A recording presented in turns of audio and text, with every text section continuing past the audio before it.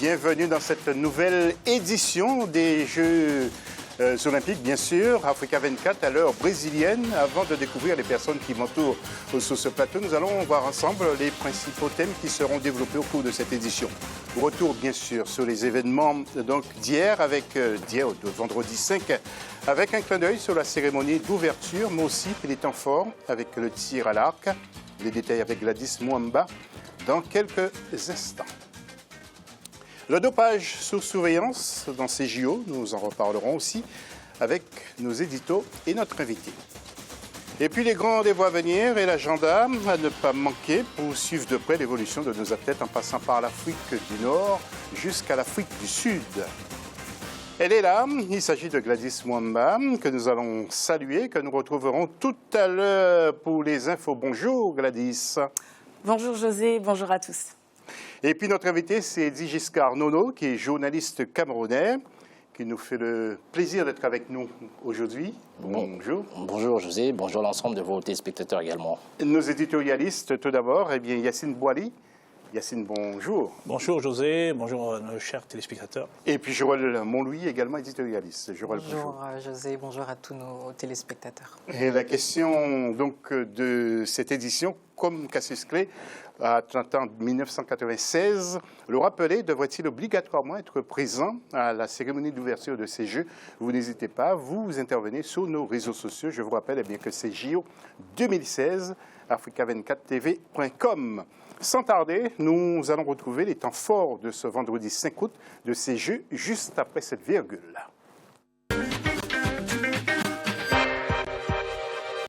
Et c'est Gladys Mwamba que nous avons le plaisir de retrouver pour relater les faits. Rebonjour Gladys. Oui José, c'est officiel, la 31e édition des Jeux Olympiques s'est ouverte à Rio au Brésil ce vendredi 5 août 2016. La vasque olympique est allumée. Les épreuves de tir à l'arc ont débuté le même jour avec la participation de 6 athlètes africains. Le résumé de cette journée avec Oumou Kalsumba. Rio de Janeiro, la deuxième grande ville du Brésil, a vibré ce vendredi 5 août 2016 au rythme de la samba à l'occasion de la cérémonie officielle de l'ouverture des Jeux Olympiques de Rio 2016. C'est devant des milliers de téléspectateurs que l'ancien marathonien brésilien Vanderlei Cordeiro a allumé la vasque olympique dans le mythique stade Maracanã. Le continent africain est entré en lice dans la compétition du tir à l'arc vendredi. Chez les hommes, l'Égyptien Ahmed El Nerm est classé à la 51e place avec 644 points. L'Ivoirien Philippe Kouassi a occupé la 57e place avec 634 points. Arenedo David, le Malawite, a enregistré 63 points et est classé 62e. La Libye était représentée par l'athlète Ali El Grari, classé 63e. Il a à son actif 568 points. Enfin, Gavin Starland du Zimbabwe est classé 64e avec 556 points. Le Sud-Coréen Kim Woo-jing détient la meilleure performance. Il occupe la première place avec 700 points. Chez les dames, le Kenya était représenté par Shenzada Anwar. L'athlète est classé 62e avec 579 points. Dans cette catégorie, le plus grand nombre de points a été engrangé par la Sud-Coréenne Choi Mi-chung avec 669 points. Et maintenant, Gladys, vous avez quelques résultats à nous commenter avec des tableaux. Et nous commençons par le tir à l'arc, bien sûr. Exactement, on l'a vu dans le sujet, les athlètes africains ont eu du mal à briller en tir à l'arc en ce début de compétition. Le premier africain dans le classement est l'Égyptien El Nemr à la 51e place.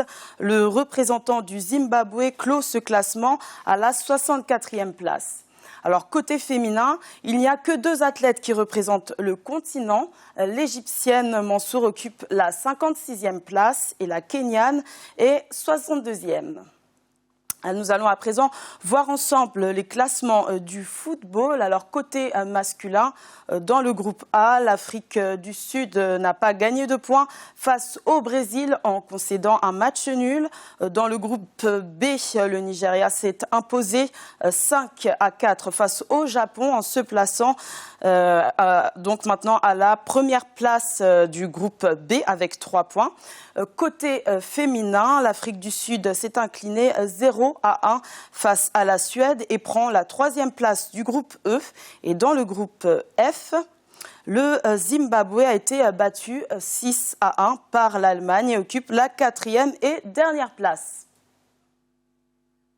Bien entendu, nous vous retrouverons dans la 3e partie de cette émission pour d'autres infos. Et puis en même temps, vous allez consulter tout ce qui se passe à Rio pour nous raconter tout à l'heure. Nous allons passer au plateau maintenant avec tout d'abord notre invité, Edith Giscard-Nono. Edith, pour le tir à l'arc, nous ne sommes pas vraiment des spécialistes sur le continent africain. Je pense sans aucun doute que les nations qui sont qualifiées pour cela, on a vu bien sûr le cas de l'Égypte avec l'Afrique du Sud.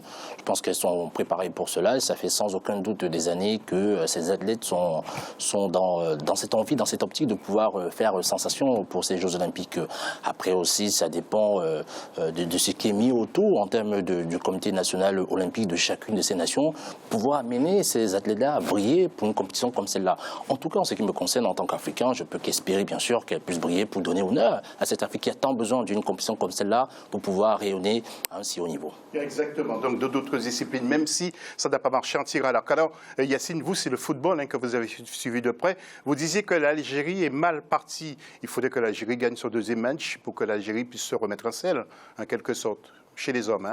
Chez les hommes, effectivement, José, l'Algérie n'est plus maîtresse de son destin pour la simple unique raison, quand on perd un match, on va dire, avec la nation peut-être la plus faible de ce groupe, même si selon dira ce n'est pas une équipe faible, mais gagner contre le Portugal et l'Argentine lors des prochains matchs, ça ne va pas être une mince affaire. Quand on voit la qualité de la prestation de cette sélection algérienne, ça nous a laissé sur notre faim, parce qu'elle avait les moyens.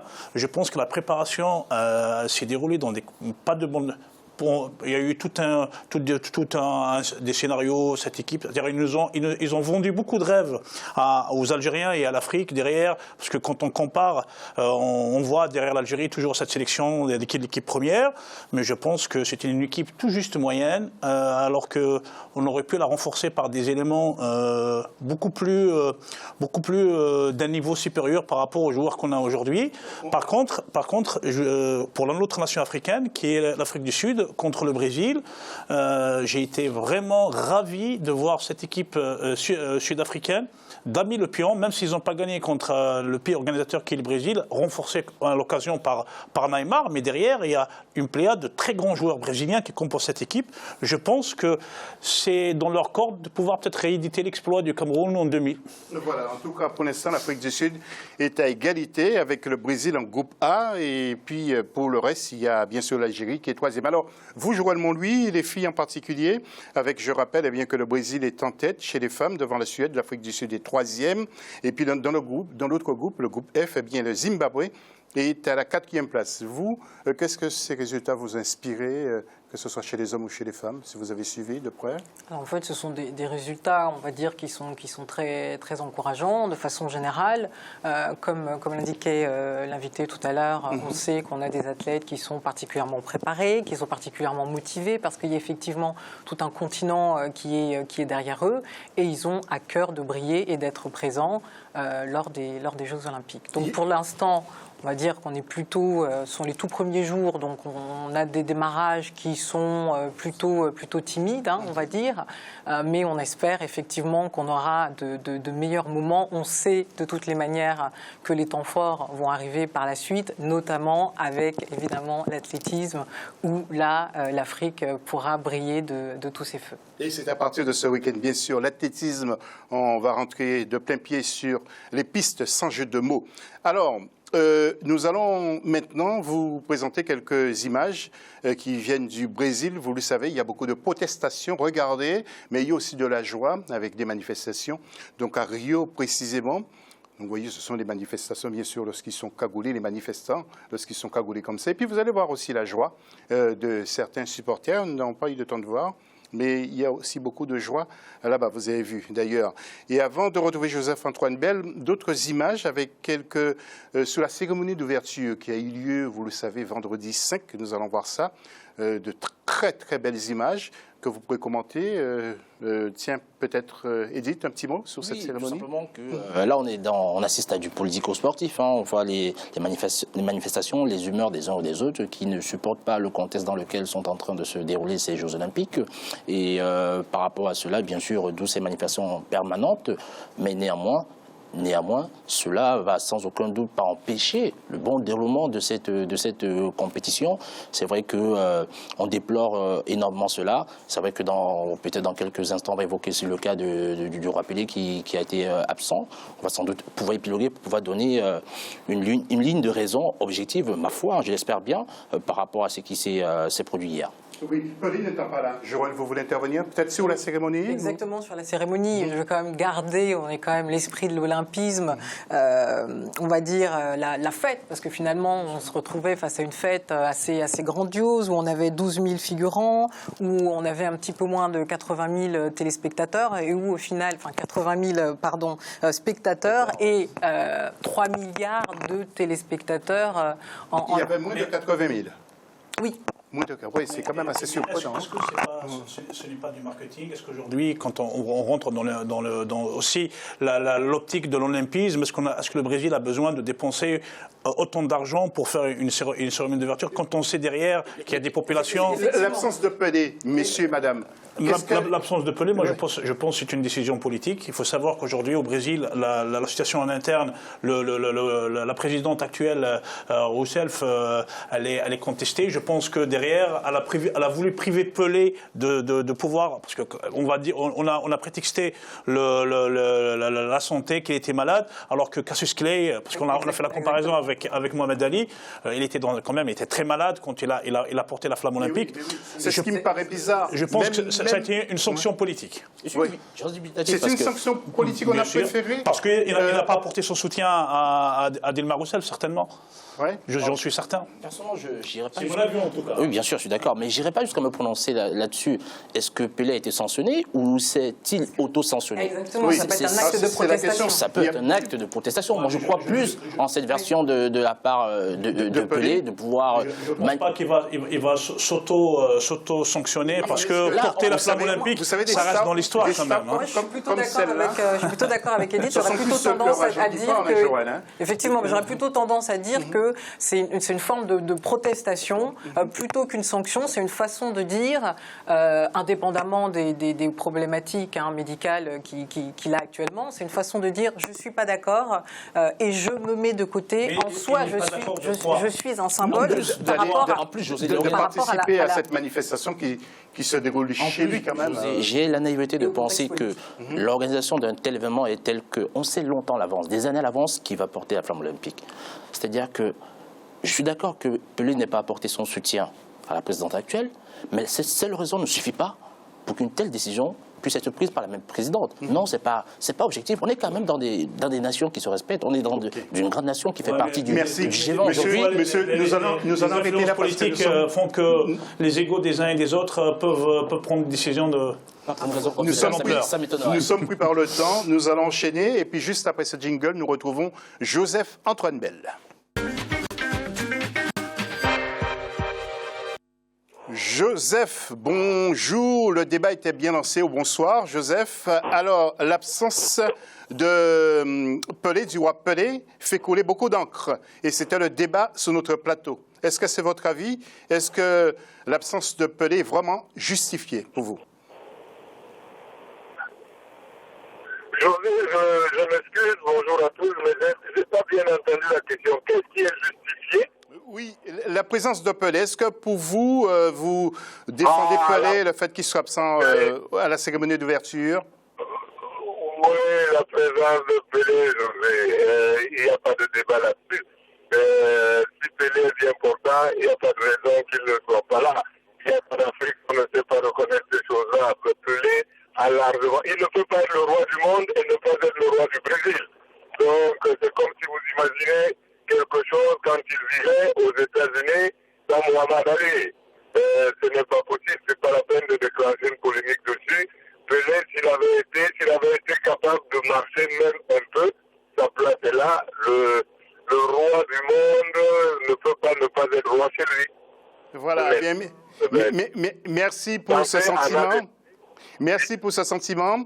Mon cher Joseph, on vous retrouve bien sûr dans la deuxième partie de cette émission. Nous allons parler de boxe maintenant avec Hassan Dam, qui est l'un des espoirs pour une médaille, bien sûr. Je vous rappelle que le poids moyen camerounais s'est bien préparé car il veut donner cette médaille à son pays. Regardez ces images justement de quelques combats de Hassan Dam, que vous connaissez très bien d'ailleurs, hein, mon cher Edith. Hein. Pas personnellement en tout cas, mais c'est vrai que j'ai suivi Hassan Dam comme de nombreuses personnes en tout cas sur ce plateau, et c'est vrai qu'il a une trajectoire assez particulière. Il est important de rappeler qu'effectivement il y a plusieurs années il était avec, du moins il a compéti avec le Cameroun, et c'est tout récemment, il y a très peu en 2010 qu'il obtient la nationalité française, et que... On va faire court. Hein, oui, et je ne pense pas que le choix d'être avec le Cameroun était son choix premier, malheureusement. Oui, tout à fait. Il devrait disputer un combat professionnel et finalement il a préféré boxer pour le cœur, participer aux Jeux Olympiques. Écoutez ce qu'il nous avait confié justement. Il était de passage dans nos locaux. Il parle aussi des boxeurs, des catégories qui seront présentes pour le Cameroun au Brésil. Hassan Dam. Aujourd'hui, avec ma qualification, on sera 4. Et la nation et la fédération camerounaise de boxe me suit et me soutient vraiment. J'aurais attendu malheureusement qu'il y ait un dirigeant qui vienne, mais faute de temps, qui était très court entre l'accord des professionnels de participer et ce tournoi de qualification. Donc on n'a pas pu débloquer des moyens pour que les dirigeants viennent me soutenir, mais je reçois beaucoup de messages de soutien de la Fédération et du ministère des Sports du Cameroun. Voilà, c'est la fin aussi de la première partie de cette émission en images. Nous nous retrouverons tout à l'heure pour développer 2 thèmes, notamment le problème du dopage. Donc aux Jeux Olympiques, le CIO va veiller, ses membres en particulier. Et puis nous parlerons aussi des événements à venir, c'est-à-dire le lundi 8 et puis notre agenda à ne pas rater. À tout à l'heure, juste après la pause.